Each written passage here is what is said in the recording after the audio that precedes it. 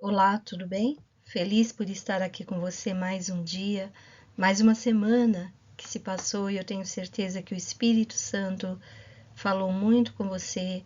Eu tenho certeza que no seu relato do que aconteceu em 2023, você vai ter muitas coisas boas a serem contadas. Basta você treinar o seu olhar para aquilo que é positivo, para aquilo que é bom. Nosso cérebro tem uma dinâmica de gravar e potencializar o negativo. Por isso que quando você lembra da sua história, você lembra muito mais dos momentos ruins, traumáticos que você passou, do que dos momentos alegres, dos momentos que foram leves.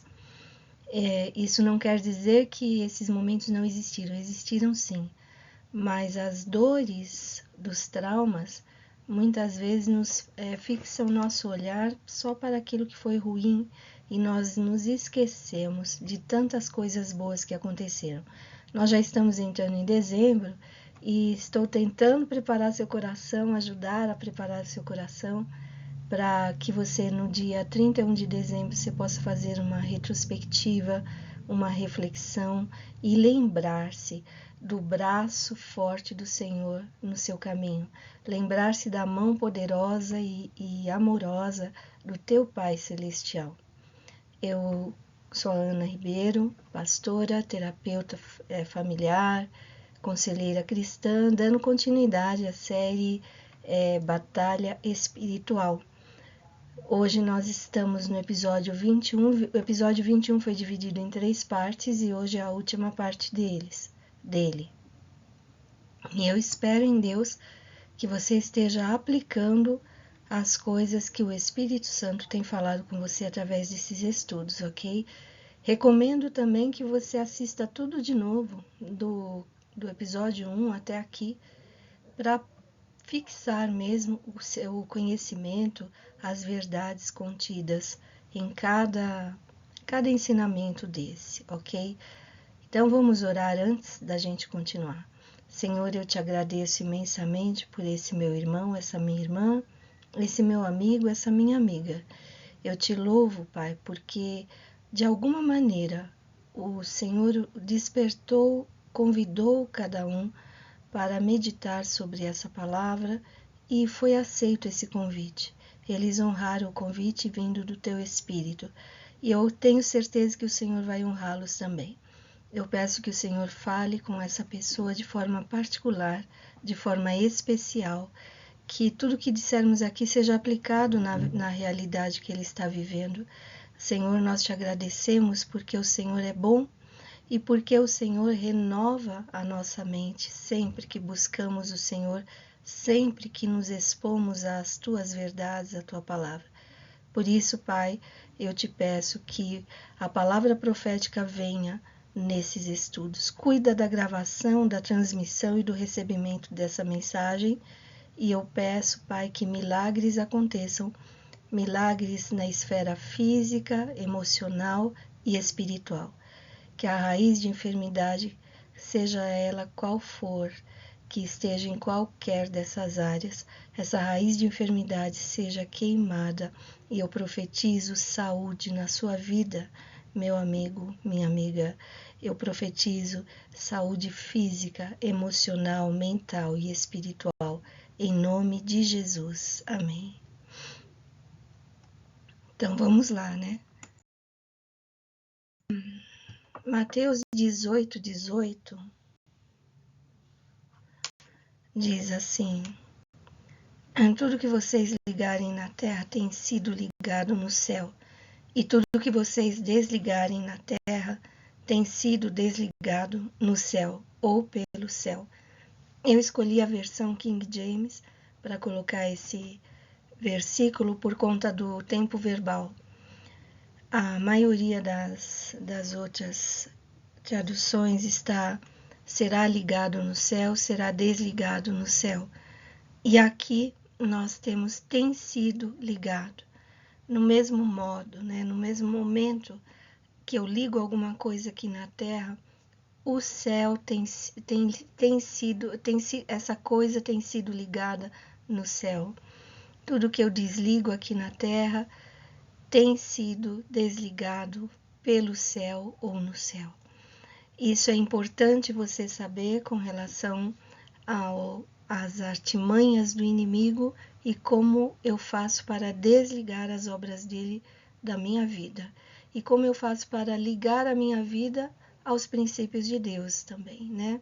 Como que eu faço para ter uma vida vitoriosa? Vida vitoriosa só existe na presença de Deus. Por melhor que você seja, por mais positivo que você seja, a verdadeira vitória nós encontramos na nossa comunhão com Deus.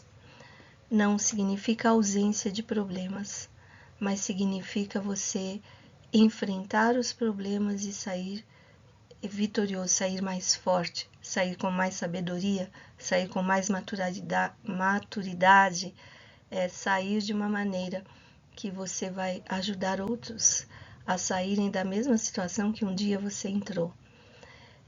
Vida vitoriosa significa um desapego com relação a muitas coisas que hoje para você são primordiais, são tão importantes, mas à medida que amadurecemos tem certas coisas que já não tem tanto significado assim, e a minha capacidade mental, emocional, espiritual e até física é destinada a coisas mais importantes, a coisas maiores, a coisas que realmente vão ficar para a eternidade. Paulo fala num dos versículos que está escrito lá nas cartas dele, ele diz assim: quando eu era menino, falava como menino, sentia como menino, via como menino, mas agora que cheguei à estatura de um homem maduro, né, eu vejo as coisas de forma diferente. Claro que eu estou parafraseando, o versículo não é exatamente assim, mas dá esse sentido. Uma coisa que nós devemos buscar é maturidade. Maturidade emocional, maturidade espiritual. É necessário. Uma árvore ela só dá frutos quando ela já cresceu e já atingiu lá a maturidade dela, vamos dizer assim, né? Um broto de uma árvore, um abacateiro, a semente de abacate é bem grande, né? E aí você planta, demora um tempo, depois nasce aquele fiapinho de planta, né? Aquela coisinha, aquele caule fininho, vai crescendo, mas dentro daquela semente de abacate está a essência de uma árvore muito grande, frondosa, que dá frutos grandes, inclusive, né? Então, e o abacateiro ele demora um pouco para dar seus frutos. Ele, mesmo a árvore grande, ainda espera um pouquinho até a hora de dar os seus rebentos. Que tipo de fruto você está querendo deixar aqui na Terra para a sua descendência, para as pessoas que você conhece ou para a humanidade de uma forma geral? O que você quer? Como você quer ser lembrado o dia que você partir daqui? Dependendo da semente, o crescimento é um pouquinho mais trabalhoso, demora um pouquinho mais. Tem plantinhas que você planta hoje e amanhã já apareceu, né? Agora, dependendo do fruto, você vai ter que ter a paciência de regar, de dar alimento, de dar sol, de dar água, né? Dar a presença do Espírito Santo, dar a palavra de Deus, e assim vai crescendo e de repente, em algum momento da sua vida, você vai perceber o tanto de frutos que você está dando para as pessoas, para a humanidade. Assim é o meu desejo. Então, esses estudos ajudam nesse crescimento. É um tipo de rega. Então, nós vamos continuar. Aqui, nós estamos falando do acusador. Nós já falamos do acusador diante de Deus, acusando a gente diante de Deus e acusando Deus diante de nós, né? Nós falamos do acusador acusando-nos uns aos outros, irmão contra irmão, um fazendo briga com o outro. E hoje nós vamos meditar sobre uma outra artimanha que o inimigo usa, que é a autoacusação. Ele se aproveita das suas fraquezas, dos seus sentimentos de culpa, começa a acusar você a ponto de você mesmo chegar à conclusão de que eu não sou capaz, eu não sei lidar com as coisas de Deus, eu sou muito fraco, e aí você desiste. Isso também é uma artimanha do espírito imundo de acusação que você terá que lutar contra isto. E Deus já te deu as armas necessárias. Conhecereis a verdade, e a verdade vos libertará. Quando eu conheço a verdade a respeito de Deus e a respeito de mim mesmo, eu consigo ser liberto. É necessário você andar na estrada do autoconhecimento, principalmente na estrada do conhecimento de Deus, e em segundo lugar, a estrada do autoconhecimento. O acusador está vencido no céu. Tudo que vocês ligarem na terra tem sido ligado no céu. O acusador já está vencido no céu, embora ele ainda ataque o povo de Deus. O mundo jaz no maligno. Podemos vencê-lo aqui na terra, porque ele foi vencido no céu. Nós podemos nos desligar da influência dele aqui na terra. E olha que há muita influência. Você deve vencer o acusador quando ele nos acusa, quando ele acusa você perante você mesmo. Convicção de pecado. Sobre isso vamos falar para você ter mais discernimento e você conseguir rebater as coisas que o inimigo tenta colocar na sua mente. A condenação, então, vê seus fracassos como base para você crer que não tem direito de se relacionar com Deus. Quem é você? Que tipo de crente você é? Você não pode. Quem é você para pregar? Quem é você para profetizar? Quem é você para ficar cantando lá na igreja? A condenação, ela faz isso. A convicção, no entanto, vê seus fracassos e pecados como impedimentos para seu relacionamento com Deus, não para afastar-se de Deus. E mostra que a remoção desses pecados restabelecerá seu relacionamento com Deus. A condenação é tipo, sai fora porque você não é digno. Deus não quer você não, porque você é muito fraco, você erra muito, você é isso, você é aquilo. A convicção de um pecado faz você refletir, buscar mudar o caminho, sabendo que você é filho, sabendo que você é aceito pelo Pai, sempre. O acusador atormenta com condenação. Se você está com uma vozinha aí dentro, tá vendo o que você fez, você não é digno, você não serve, tudo que você faz é errado, você é muito fraco, você cai nos mesmos erros quantas vezes, e começa a falar aquelas coisas todas, né, que cada um sabe, né, de si. Mas isso é o acusador, e ele vem para atormentar e separar você de Deus. Agora, o Espírito Santo, que é o Espírito Consolador, está escrito que ele nos convence do pecado e também ele nos leva ao arrependimento. Tem coisas que você fazia antes que a sua mente, a sua consciência não te acusavam. Aquilo tudo fazia parte da sua personalidade, do seu jeito de ser. Mas quando o Espírito Santo entra, vem aquela sensação de, puxa, isso está errado. Eu preciso mudar. Eu preciso perdoar. Eu preciso ser menos arrogante. Eu preciso tirar esse orgulho de mim. Eu preciso tirar essa incredulidade de mim. Isso não está certo. É o próprio Espírito Santo falando com você e te levando a uma estrada de arrependimento. Geralmente, a condenação é uma depreciação generalizada. Vem com frases do tipo, você é um péssimo crente, você é um cristão inútil, você não ora o suficiente, você não lê a palavra, não jejua, não testemunha o suficiente, você é um crente meia boca, você é um cristão só de nome. Olhe para você e veja como os outros são muito melhores do que você. Ainda por cima, a condenação ela tem essa pegada de comparar, né? Comparar pessoas. Quando perguntamos de uma forma específica, qual é o problema? O que você de fato fez para uma pessoa que se sente assim? A resposta é: não sei, eu me sinto mal em todos os aspectos.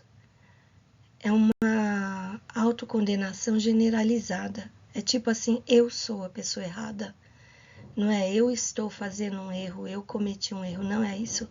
É a sensação de ser o erro.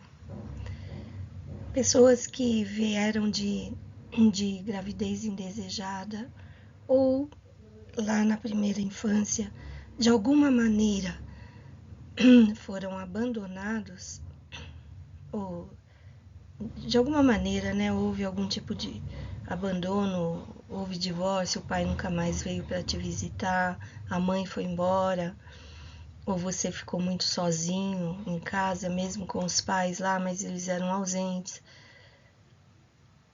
Vem uma sensação de que eu sou a pessoa errada, eu sou um erro, eu nem devia ter nascido. Por isso a cura interior é muito importante, né? Recomendo que você leia meu livro Fontes para o Equilíbrio Emocional. Trata muito deste assunto. Você não é um erro. Você comete erros, mas você não é o erro. Você é a imagem e semelhança de Deus. Você é um ser belo, um ser inteligente, capaz. Por quê? Porque você é a imagem e semelhança de Deus. E Deus é belo, Ele é capaz, Ele é um ser inteligente, Ele é um ser agradável. Tudo que Deus faz é belo, então você é muito belo. Creia nisso. A acusação sugere que você é alguém que não presta para nada. A condenação, né, sugere isso. Que você é indigno de usar o nome do Senhor. Quem é você para profetizar? Quem você pensa que é para ser usado por Deus? E nesse momento você tem que dizer para o inimigo: eu sou, diga seu nome, filho do Deus Altíssimo. Eu sou a Ana, filha do Deus Altíssimo. Um monte de erros, um monte de coisas que eu vou consertando ao longo da vida e no momento que esses erros acontecem. Né? Nossa vida não tem um script certinho. Eu acordo de manhã e sei exatamente o que vai acontecer durante o dia. Né? Você está andando na Marginal, eu sou de São Paulo. Você está andando na Marginal e o trânsito aqui em São Paulo não é maravilhoso, né? É uma coisa espetacular.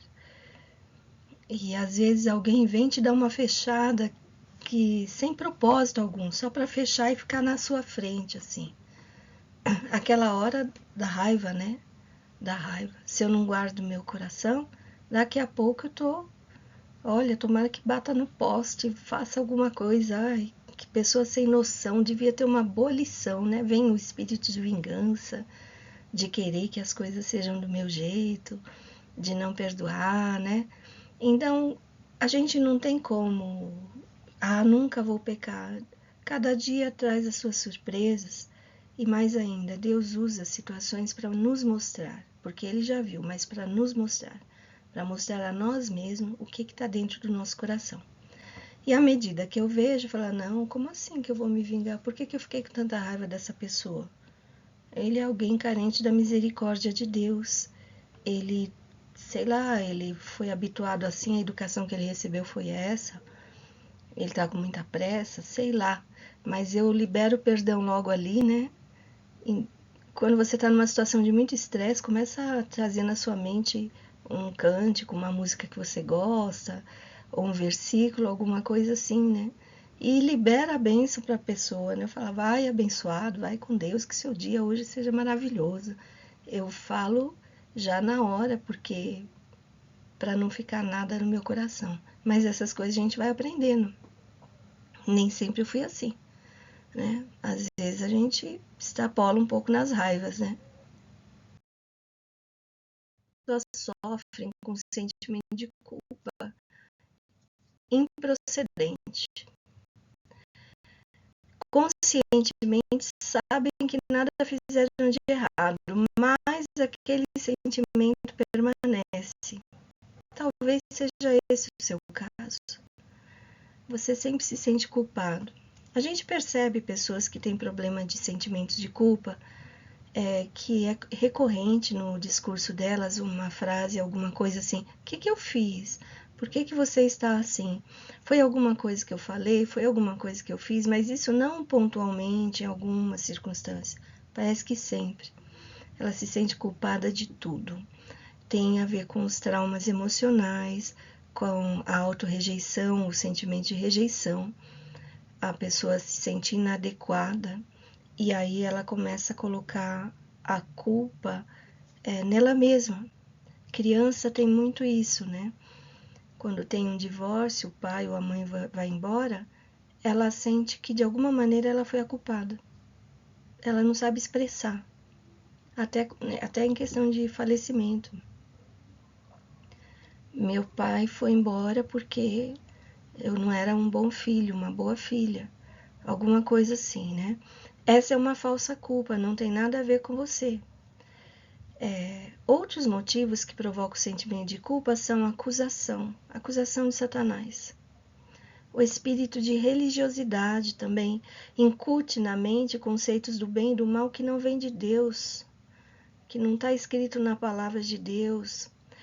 Também a questão de perfeccionismo, né? A pessoa perfeccionista sempre se sente culpada porque ela não consegue atingir o nível da excelência que ela gostaria. Então, eu sou culpada, eu não fiz direito, eu tinha que ter me empenhado mais. A falsa culpa, ela escraviza. E por que eu chamo de falsa culpa? Porque o próprio Espírito Santo não está convencendo você de pecado nenhum. Porque na realidade não é esta a questão. Você se sente culpado, mas não há culpa. E por mais que você peça perdão a Deus, você não consegue se perdoar. Você não consegue receber o perdão dele porque não há pecado para perdoar. Nós precisamos pedir discernimento a Deus para você entender quando de fato há uma culpa, há um pecado e quando é uma falsa culpa. É uma impressão do teu espírito ou é a acusação do inimigo sobre você se aproveitando das suas fraquezas ou da sua ignorância. Lá em Oséias está escrito: meu povo perece por falta de conhecimento. Também está escrito: conhecereis a verdade e a verdade vos libertará. É necessário buscar conhecimento na palavra de Deus para discernir o que é certo e o que é errado. Se você ficar refém de uma pessoa que fica ditando para você o que é certo e o que é errado, primeiro, você nunca vai crescer, vai ser o eterno bebê. E segundo, essa pessoa pode estar errada e você está indo na mesma onda que ela. E aí você não sabe como sair disso. Lá dentro de você tem uma campainha, tem um negócio dizendo: não é bem assim. Mas você não consegue chegar a lugar nenhum de libertação daquela situação, porque na verdade não é pecado.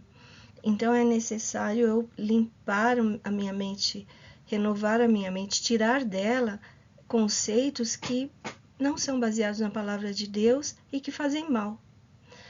O Espírito Santo, por ser falsa culpa, o Espírito Santo não vai convencer você do pecado.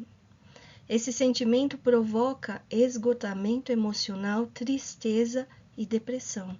Sou terapeuta, já atendi várias pessoas com essa sensação de depressão, uma tristeza profunda, e quando começa a contar a história, a gente percebe, puxa, ela está presa numa questão que nem Deus está acusando ela. O ato em si. Vem um pensamento tipo assim: você não presta, você não faz nada direito, a culpa é sua. Sabe esse caos que está acontecendo na sua família? A culpa é sua, todinha sua. Só que não é bem assim, né? Se é casal, geralmente é 50% de culpa. Leva a um sentimento de culpa generalizado, impedindo de se descobrir a raiz da culpa. Nesse caso, mesmo quando você confessa, não há sensação de alívio. O sentimento de culpa continua. pode haver opressão demoníaca agindo com acusação constante e não te dá paz e te esgota. Daí é preciso resistir ao diabo, Tiago 4,7, resistir ao diabo e ele fugirá de vós. Quando vier pensamentos repetitivos, de acusação, de coisa que você já pediu perdão, de coisa que você não consegue dizer exatamente por que você é culpado, você resista ao inimigo. Satanás, eu te resisto, saia daqui, sai da minha vida, nunca mais você vai falar na minha mente, em nome de Jesus. É necessário renunciar os espíritos de confusão, de mentira, de acusação e de falsa culpa. Fala assim, eu renuncio em nome de Jesus todo espírito de confusão mental, toda mentira, toda acusação e toda falsa culpa em minha vida. Eu quebro a aliança que eu fiz com vocês. Saiam da minha vida agora, em nome de Jesus. A convicção do pecado é específica. Quando é convicção e não condenação, acusação do inimigo, mas convicção que está vindo do Espírito Santo, é uma coisa específica. Ataca apenas o pecado e não a sua pessoa. O Espírito Santo nos sonda e nos mostra o que há de errado pontualmente. Ele não vai falar, você é uma pessoa errada. Ele vai dizer, você fez tal coisa e isto é errado. Lá no Salmo 139, 23 e 24, está escrito, sonda-me, ó Deus, e conhece o meu coração, prova-me e conhece as minhas inquietações. Vê se há em minha conduta algo que te ofende e dirige-me pelo caminho eterno. É o próprio Espírito Santo que sonda a minha mente, minhas intenções, minhas emoções e até mesmo o meu inconsciente. E de lá ele traz, olha, você age dessa maneira porque existe esse sentimento, esse pensamento, essa atitude sua. E quando o Espírito Santo traz isto, e você está se submetendo a ele, vem também um arrependimento. A gente confessa o pecado, a gente chora diante dele, e aí ele vai trabalhando em nossa vida e a gente larga aquele sentimento, aquela prática. Ele jamais abandona você. Ele pontua o que está de errado. É muito diferente do espírito de acusação. É vítima desse ataque satânico da acusação. Culpas não resolvidas. E esse sentimento de culpa não resolvido vai provocar ansiedade, depressão, estresse. Algumas pessoas sofrem de dores de cabeça e outros sintomas físicos, dores generalizadas, pessimismo, insegurança, autopunição, autocondenação, isolamento. A pessoa torna-se solitária, muitas vezes torna-se crítica, dura, enrijecida, se distanciando mais ainda das outras pessoas. Constrói um muro em sua volta. Há um comportamento defensivo constante, acusação contra os outros, doenças psicossomáticas, como eu falei, medo de ser rejeitado por Deus, aliás, uma sensação de estar sendo rejeitado por Deus sempre, medo de punição, sentimento de vergonha, sentimento de incapacidade. E o Senhor está te convidando hoje para você largar tudo isso. Quebra toda a aliança que você fez com espíritos de acusação, com falsa culpa. Em nome de Jesus. Jesus quer que você tenha uma vida abundante. Vida abundante tem a ver com a sua vida emocional também, né? Tem a ver com prosperidade, tem a ver com saúde, tem a ver com bons relacionamentos, tem a ver com realizações pessoais de grandes projetos. Tudo isso tem a ver, a vida abundante tem a ver em você andar com Deus, né? Não é na ótica humana, mas é na ótica de Deus. A minha prosperidade na ótica de Deus. Eu posso não ser milionário, mas posso ser extremamente próspera. Então, para você usufruir dessa vida abundante, você vai precisar quebrar todo o elo de ligação que você tem com espíritos de acusação e de sentimentos de falsa culpa, mas que é uma falsa culpa. caminhos errados para lidar com a culpa. O que eu não devo fazer? Agora eu estou falando da culpa, a culpa real, né? Ocultar o pecado, não chamar pecado de pecado, transferir a culpa, justificar o pecado, racionalizar o pecado. Isso é errado. Você errou, você pecou diante de Deus, confesse, errei, Senhor, sem justificativa.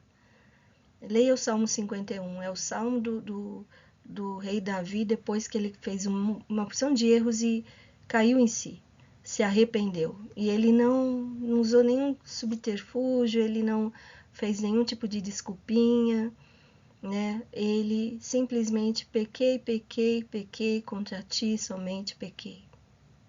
É assim. Pecado você chama de pecado e vai diante de Deus arrependido, confessando. Outro erro é impor a nós mesmos sofrimentos para pagar a culpa, né? Aquele famosa imagem que nós temos das pessoas se chicoteando, né? Se flagelando, porque eu errei.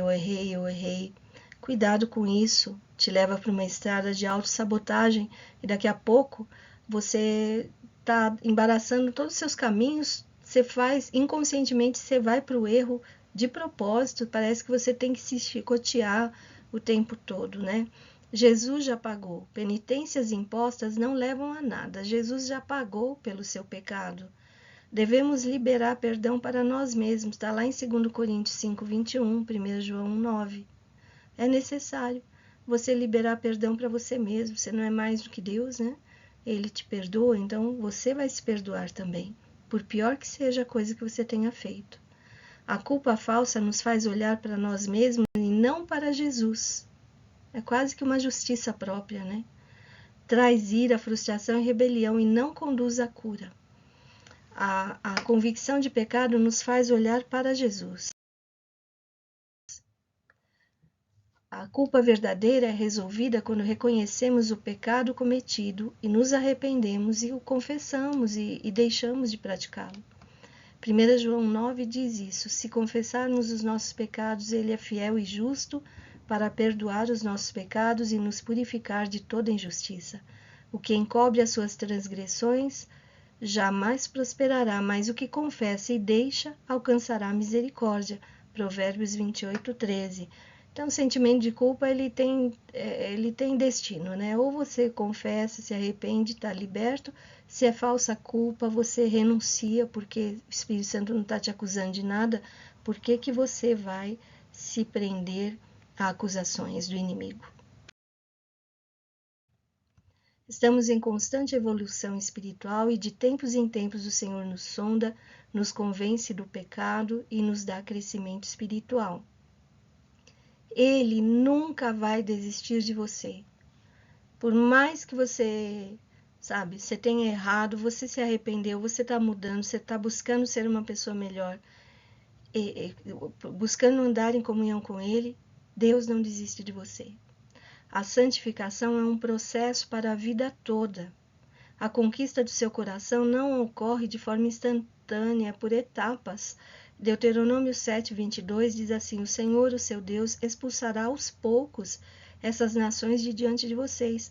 Vocês não poderão eliminá-las de uma só vez, senão os animais selvagens se multiplicarão, ameaçando-os. Aqui está falando com Josué, com o povo de Israel, na véspera da conquista da terra prometida.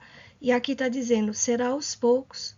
A terra do seu coração vai ser por áreas, aos poucos.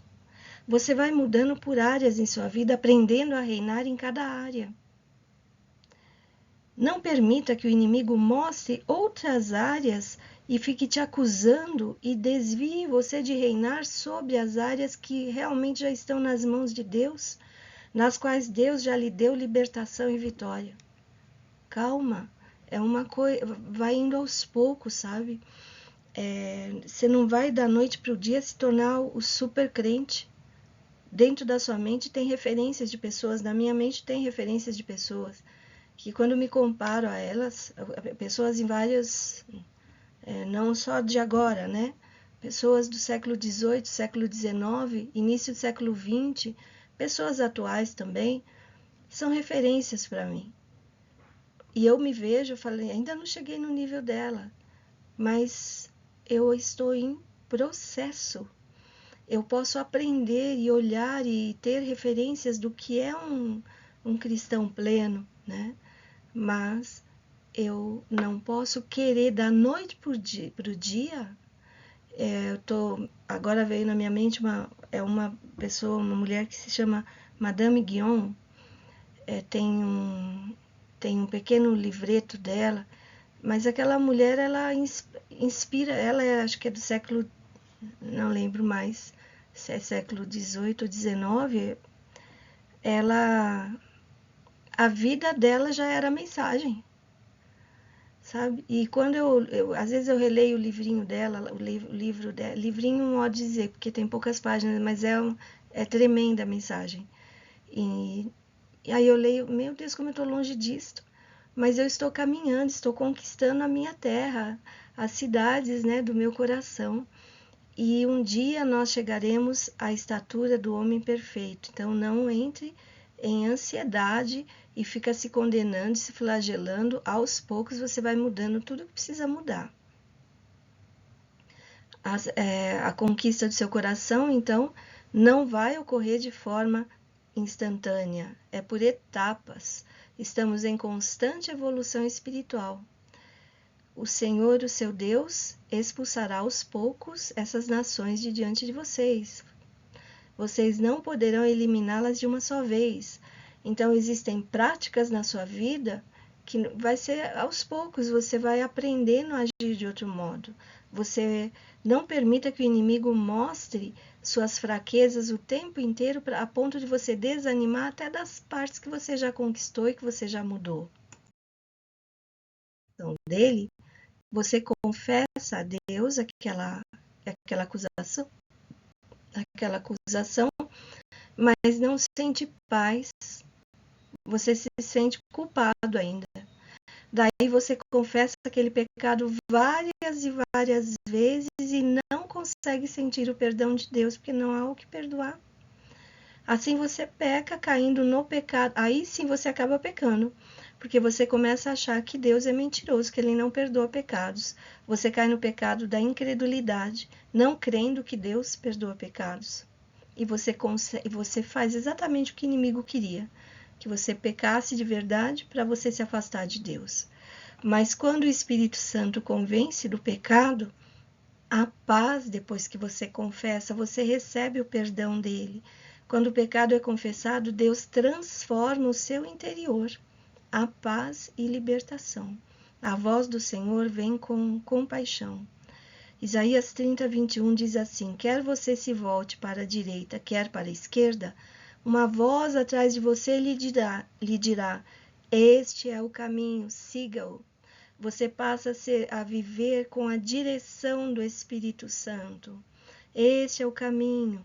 Diante de dilemas, você vai buscar a presença de Deus e o próprio Deus vai dizer para você: não faça tal coisa, faça tal coisa, diga tal coisa, não diga tal coisa. E assim você vai experimentar a presença de Deus em todas as áreas da sua vida.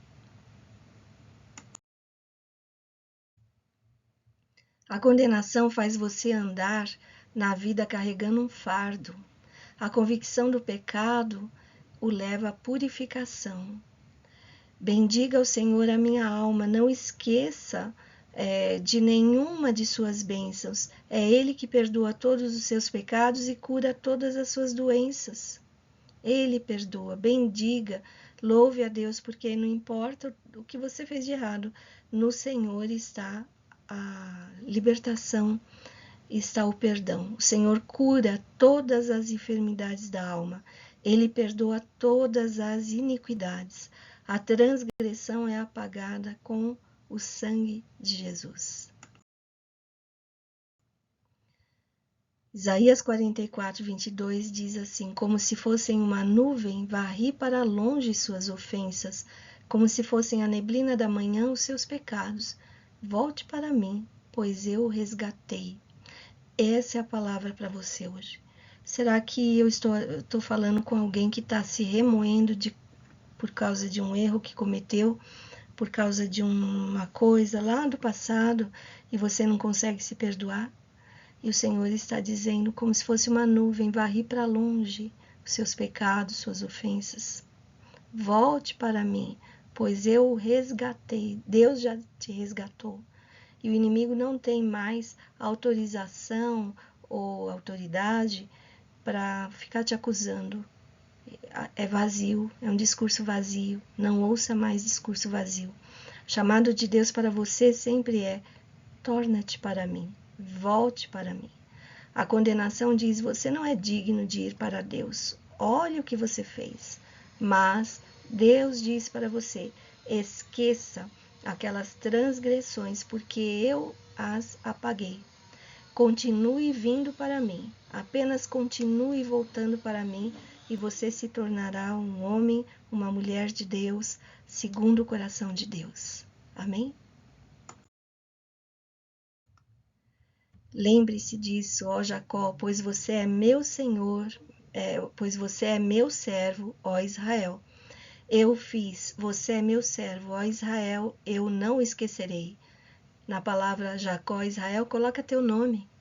Lembra-se disso, ó Ana, pois você é minha serva. Ó Ana querida, eu fiz, eu a fiz, você é minha serva. Ó Ana, eu não a esquecerei. Deus não vai esquecer de você. Qual é o seu nome? Ponha seu nome no contexto e você vai sentir no teu espírito uma alegria indescritível, porque você pertence. E aquela necessidade de pertencimento que todo ser humano tem, a gente sente uma plenitude quando a gente percebe que pertencemos a Deus e que Ele não vai esquecer de nós. Deus trata você como filho, como filha.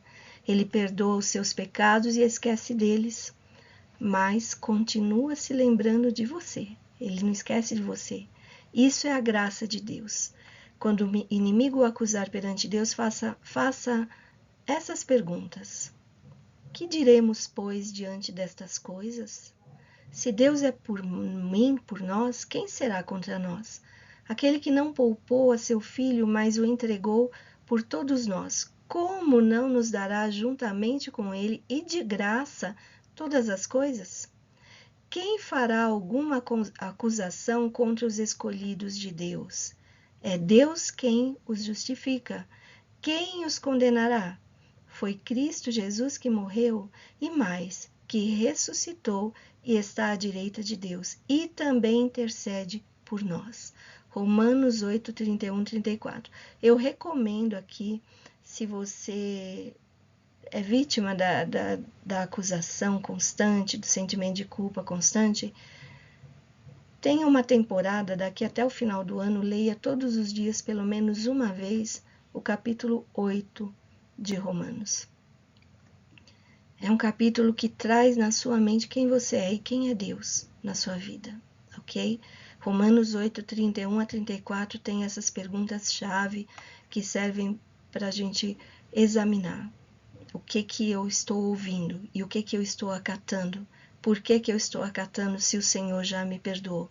E se eu não pequei, por que eu estou dando ouvidos a isso? Sai da minha vida todo espírito de engano e de mentira, em nome de Jesus.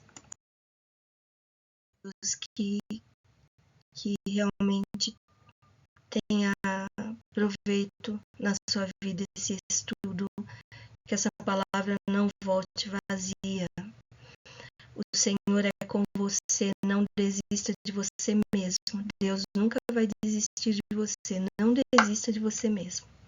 Não desista também de evoluir, não fique no comodismo, assim já tá bom, não preciso mais que isso. Sempre precisamos mais, sempre precisamos nos aperfeiçoar.